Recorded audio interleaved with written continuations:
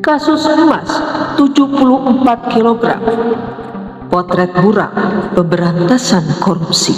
Mantan Jaksa Agung bidang tindak pidana khusus atau Jampidus Kejaksaan Agung RI, Febri Adriansyah, tengah menjadi sorotan. Kali ini bukan karena ia tengah menangani kasus korupsi yang berjumlah fantastis seperti sebelumnya. Ia pernah menangani kasus korupsi PT Asuransi Jiwasraya. Namun, kini ia yang diduga menjadi tersangka tindak pidana korupsi setelah ditemukan barang bukti fantastis berupa uang tunai senilai ratusan miliar rupiah dan emas batangan seberat 74 kg di kediamannya di kawasan Sentul, Bogor pasca dilakukan penggeledahan yang dilakukan Polri. Ia diduga melakukan tindak pidana korupsi pada kasus PLN, Sabri, dan masalah utang piutang PT. Namun, faktanya, kasus ini sudah menjadi rahasia umum bahwa para penegak hukum seringkali terlibat dalam kasus tindak pidana korupsi.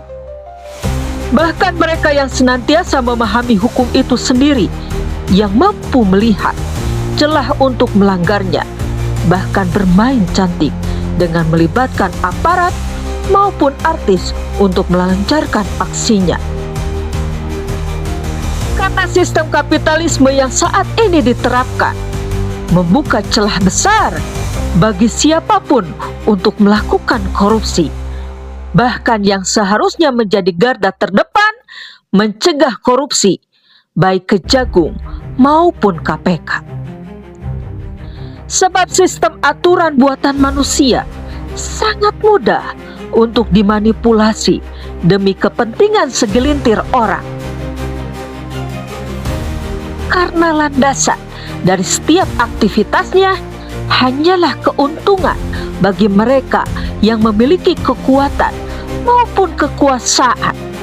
Inilah gambaran pengaplikasian paham sekulerisme, yakni pemisahan agama dari kehidupan yang menjadikan kebahagiaan semu sebagai tujuan.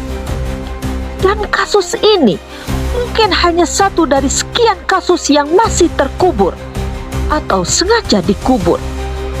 Sebab tak menutup kemungkinan kasus korupsi serupa oleh para pejabat masih terus berlangsung.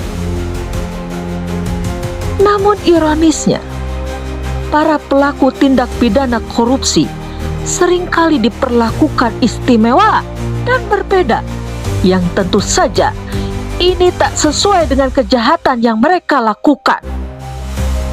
Inilah yang mengakibatkan tidak ada efek jera bagi para pelaku korupsi. Lantas, adakah solusi terhadap kasus tindak pidana korupsi? Dan bagaimana Islam menyelesaikannya? Wallahu a'lam. Sebagai ajang silah fikriyah dan silah ukhuwah, jangan lupa like, komen, dan share video ini. Sampai jumpa di konten menarik lainnya. Wassalamualaikum warahmatullahi wabarakatuh.